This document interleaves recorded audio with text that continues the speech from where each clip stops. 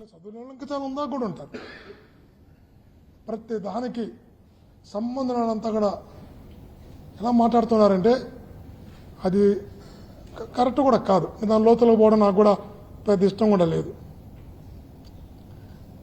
నేను చాలామందిని సొంత పార్టీ వాళ్ళని చెవిరెడ్డి భాస్కర్ రెడ్డి అది చేసి చాలా మాట్లాడు. నేను ఎప్పుడు కూడా ఏ పార్టీలో ఉన్నానో ఆ పార్టీలో నేను ఒక అందరికీ కావాల్సిన వ్యక్తిగానే ఉన్నా.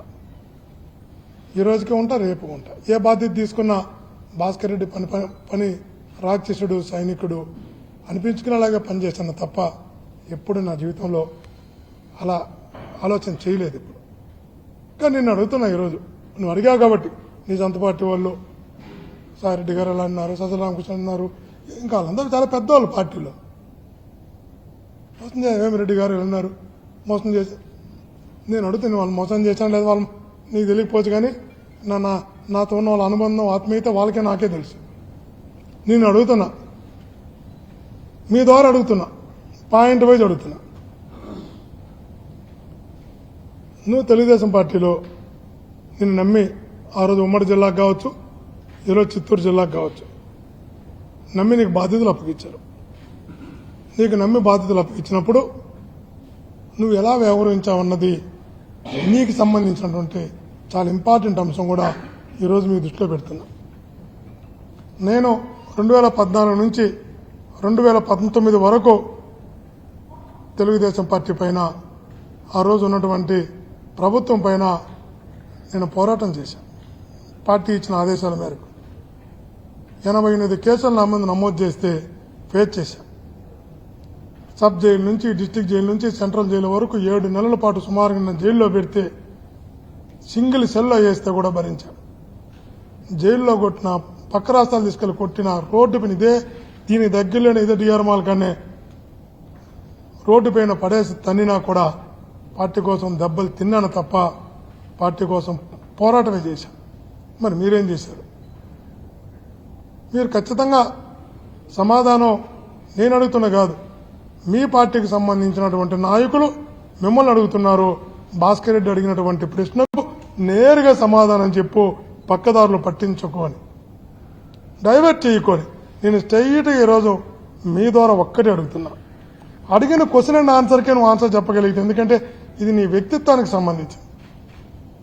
వైఎస్ఆర్ కాంగ్రెస్ పార్టీ అధికారంలోకి వచ్చి 2019 నుంచి 2024 వరకు నీ 2 క్వారీలు ఒక గంట అయినా, ఒకే ఒక గంట అయినా ఏ రోజైనా మూసారా అని అడుగుతున్నా. మూయలేదు కదా. నీ అఫిడవిట్లోనే పేర్కొన్నారు, మీరు మీ అఫిడవిట్లోనే పేర్కొన్నారు నాకు 12 లారీలు ఉన్నాయి ట్రాన్స్పోర్ట్, పిఆర్ ట్రాన్స్పోర్ట్ అని. అఫీషియల్గా అన్అఫీషియల్గా ఇంకా చాలా మంది ఉండొచ్చు, లీజుకి తీసుకునే రకరకాలు.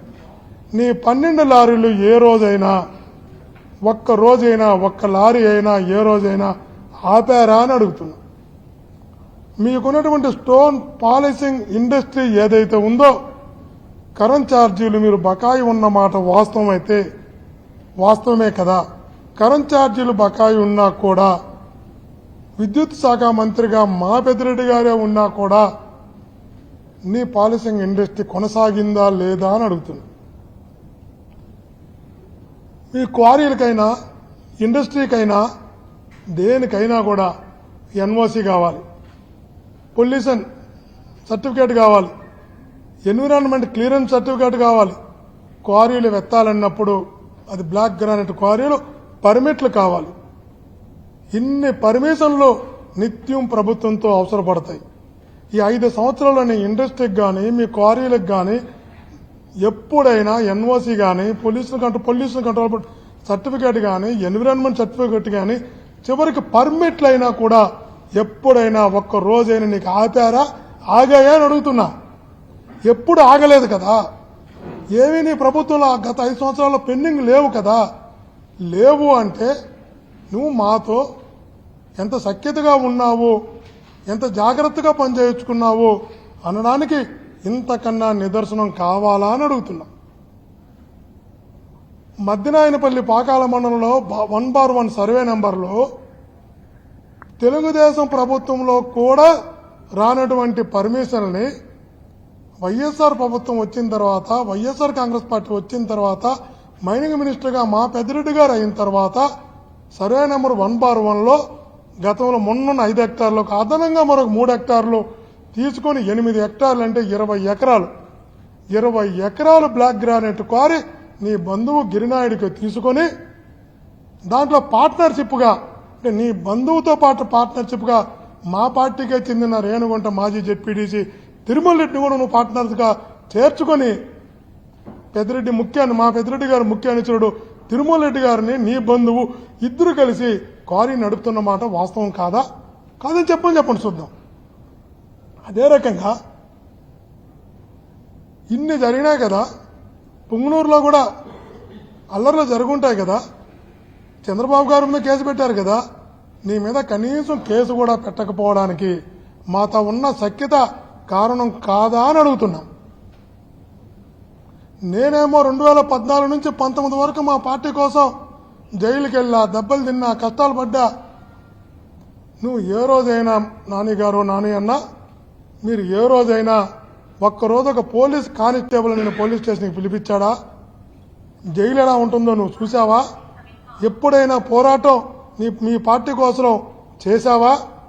చివరికి అడుగుతున్నా, పోరాటాలు కాదు, ఈ జిల్లా పార్టీ అధ్యక్షుడిగా ఉన్న మీరు ఏ రోజైనా మా మంత్రి గారికి వ్యతిరేకంగా ఒక ప్రెస్ మీట్ పెట్టి ఎప్పుడైనా మాట్లాడావా? చెప్పు చూద్దాం.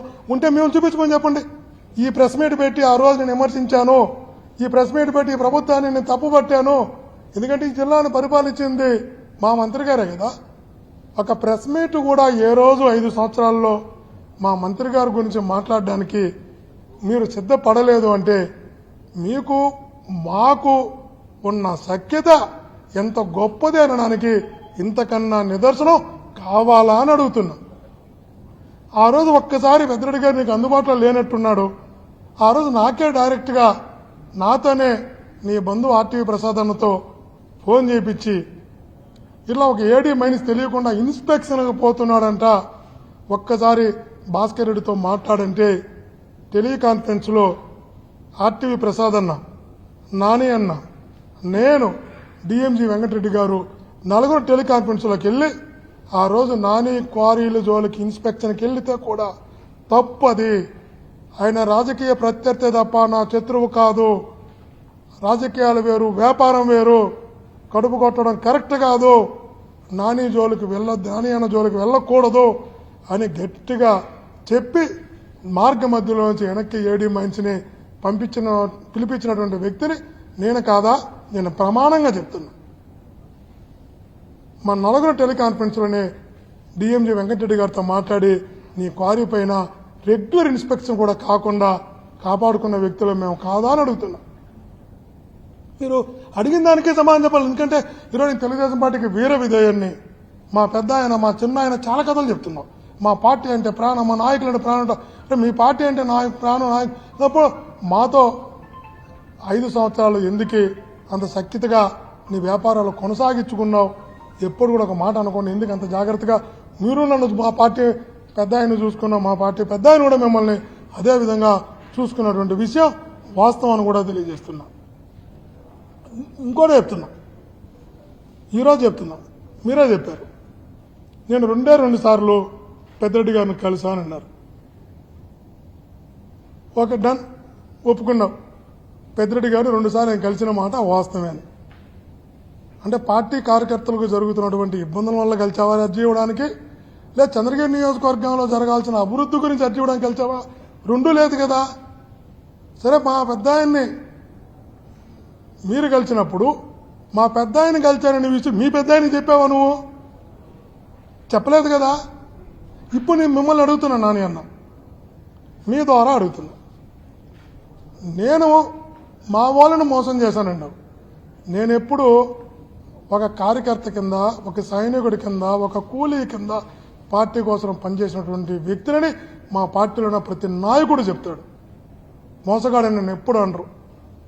ఈరోజు మాతో సఖ్యత కొనసాగిస్తూ, మాతో సత్సంబంధాలు కొనసాగిస్తూ, ఆర్థికంగా అభివృద్ధి చెందడానికి కావాల్సిన పనులన్నీ మాతో చేయించుకుంటూ, మోసం చేసింది ఎంతో కొంత ఉంటే ఖచ్చితంగా నాని అన్న మీరే చంద్రబాబు గారిని మోసం చేశావు, లోకేష్ గారిని మోసం చేశావు. ఆ పార్టీలో అధ్యక్షుడంటూ ఆ పార్టీలో వ్యక్తినంటూ మా పార్టీతో సంబంధం పెట్టుకొని ఒకవేళ మీ పార్టీ వ్యక్తుల్ని మోసం చేసి ఉంటే మీరు మోసం చేస్తుంటారు తప్ప మేము మోసం చేయలేదు మా పార్టీ వాళ్ళని గుర్తించుకోవాలి. మీ పార్టీ నాయకులు కూడా మీ పార్టీ కార్యకర్తలు కూడా ఆలోచించారు. ఖచ్చితంగా మా పెద్దరెడ్డి గారితో సత్సంబంధాలు మాతో సత్సంబంధాలు మెయింటైన్ చేసినామంటే మీ హైకమాండ్కి తెలియకుండా మీ పార్టీ పెద్ద ఆయన్ని మీ చిన్న ఆయన్ని మీరు మోసం చేసినట్టని ఎవరైనా కూడా అంగీకరించాల్సిందే.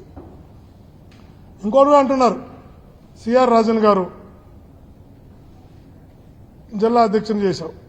ఖచ్చితంగా మా పార్టీలో ప్రముఖంగా ఉన్న వ్యక్తి, ఎన్నికలకు ఒక నెలకు ముందు మీతో చేరిన వ్యక్తి, మా పెద్ద ఆయనకి ప్రియ శిష్యుడు కూడా.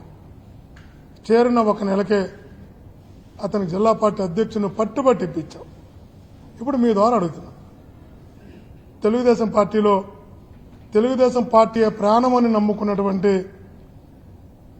హేమాంబరధర్రావు, కోట్ల రూపాయలు ఖర్చు పెట్టిన హేమాంబరధర్రావు సిఆర్ రాజన్ కన్నా అసమర్థుడిగా మీకు కనబడ్డా?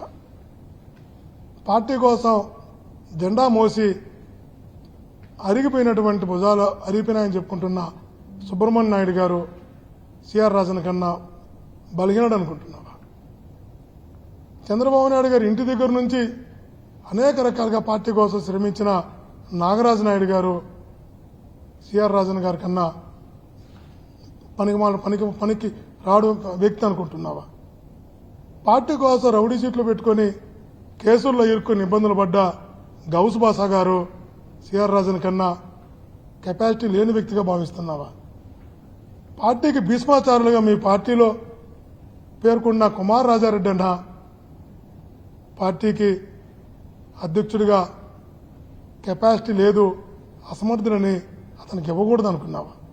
అదే రకంగా చిన్నబాబు అన్న రామచంద్రపురంలో ముద్దుకృష్ణారెడ్డి గారి కాలం నుంచి జిల్లా రాజకీయాలు నడిపినటువంటి చిన్నబాబు అన్న సిఆర్ రాజన్ ఉన్నంత కెపాసిటీ లేదు, ఉపయోగపడ్డా అనుకున్నావా?